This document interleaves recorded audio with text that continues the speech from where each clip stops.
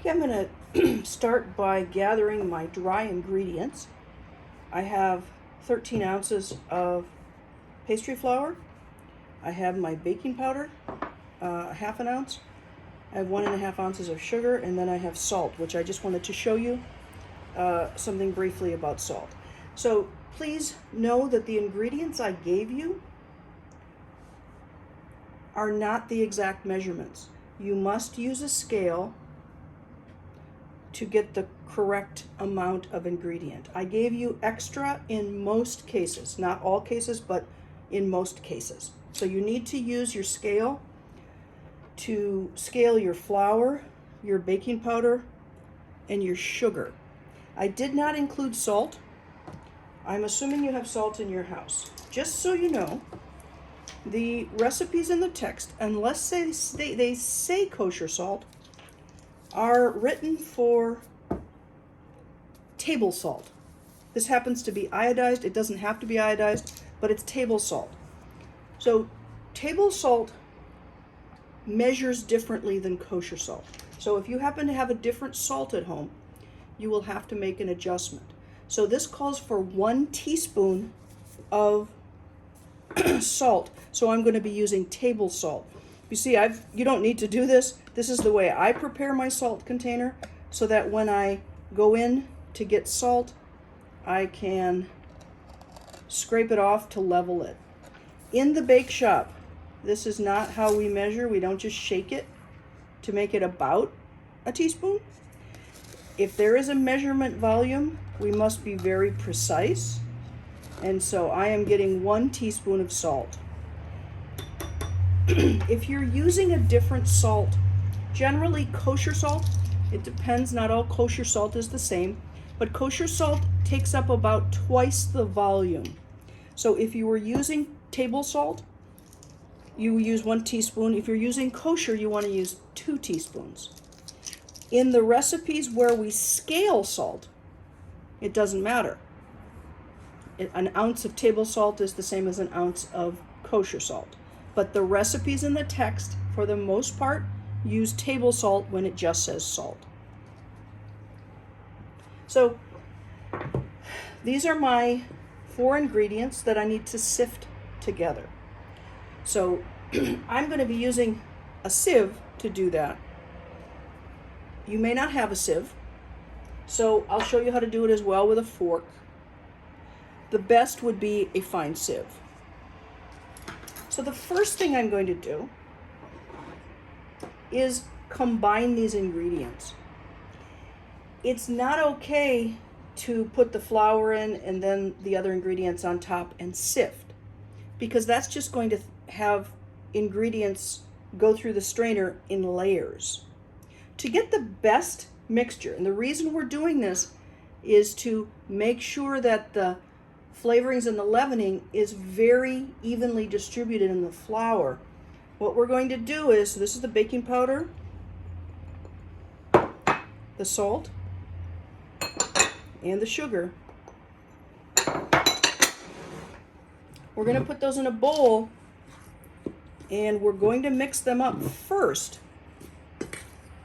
before we sift them. If you don't have a sieve, then you will have to do the best you can with a fork. But just know that the flour has lumps in it, and you're going to have to try to get the lumps out.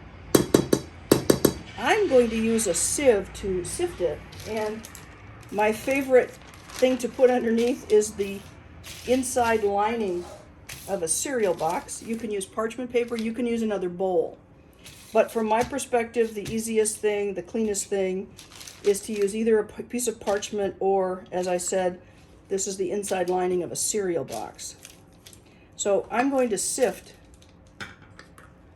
onto this piece of plastic.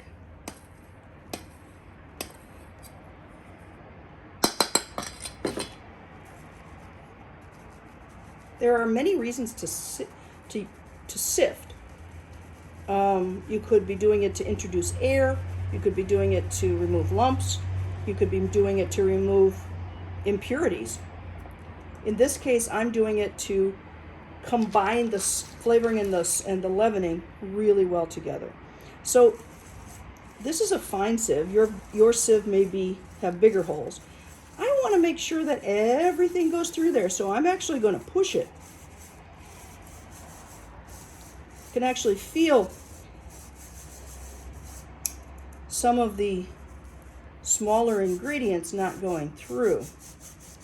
That's okay. I'm going to use all that.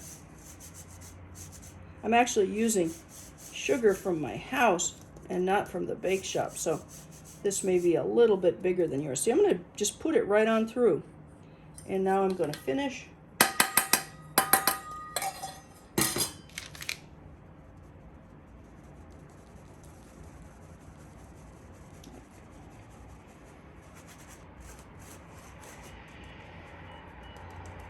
Hopefully, before you began,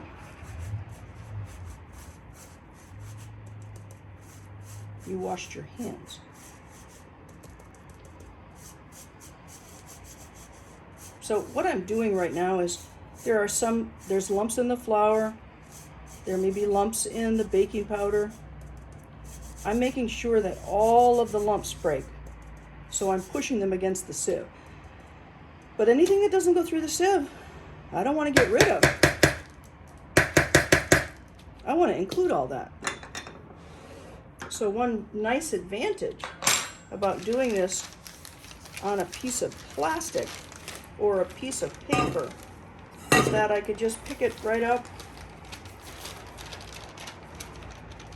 and put it back in my bowl, knock off the extra, put that aside to use again, and now I have all of my dry ingredients ready to go. And then we'll move on to the next thing.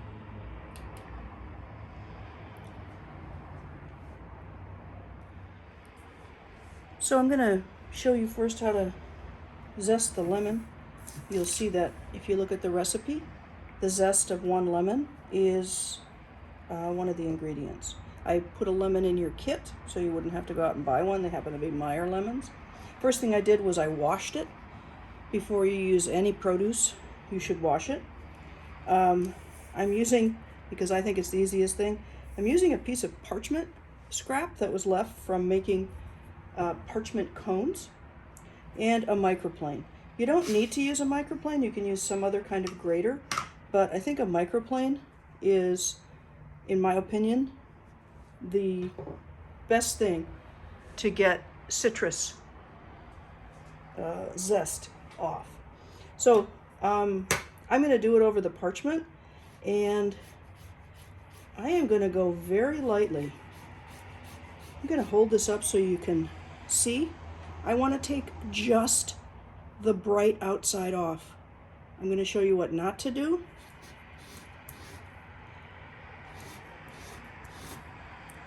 Well, actually, the microplane is preventing any terribleness, but I'm going to, I don't want to go that deep where I'm starting to see white. You should never see white. The white part of citrus is bitter. So you don't have to do it this way. Some people prefer to pull it on the citrus. That's fine. I feel like I have less control over it that way, so I brace the microplane on the surface and I rotate the fruit. Again, only the bright outside. So it still looks very yellow. This is getting too close to what's called the pith. And again, the pith is very bitter. So what we want to get is just the outside zest, which is filled with essential oils. Don't worry if your lemon is bigger or smaller. You know, I tried to choose lemons that were the same size, but they're not going to all be the same. So just take off the zest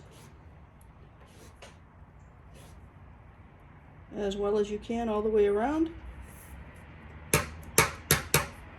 And there you have. Save this lemon because for banana bread, you will need lemon juice. So you can just save it in the refrigerator. Do not wrap this in plastic because it will mold more quickly. If you just put it in the refrigerator like this, it'll just start to dry out. And we'll be making the banana bread before anything happens to it. It's just going to get a little bit of dry. So just remember, don't wrap this in plastic, just put it in your refrigerator. After you finish